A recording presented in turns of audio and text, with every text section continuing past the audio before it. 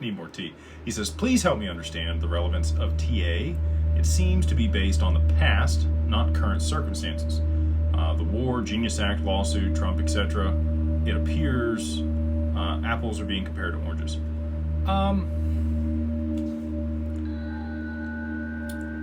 Markets happen in cycles, period. Things often rhyme. And as long as constraints remain consistent, you should have similar, if not pretty closely repeating cycles over time.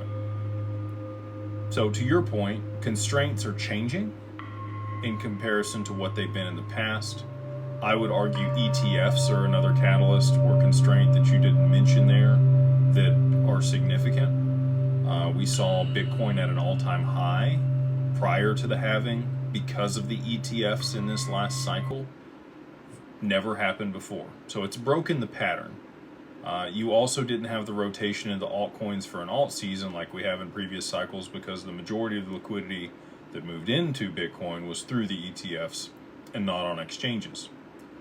So, I think that's probably the biggest constraint difference. And again, regulation, like you brought up, stablecoin issuance and adoption.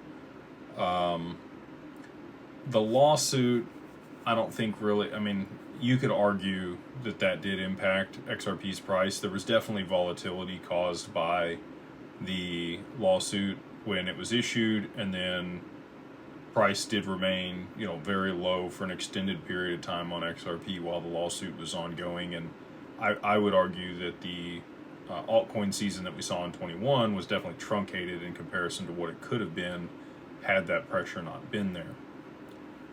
So all those things, I do think TA matters, but I think it's just another data point. It's not the end all be all. It's a point that I look at on a regular basis. Again, I'm not that guy. That's not my lane. But I do watch Blockchain Backer and a few other people, and Blockchain Backer's been pretty spot on, man. I really can't fault him at all. He has called it the whole way down. He called the big fall off. He's called this, finding a bottom, and he's looking for either a quick move to the downside and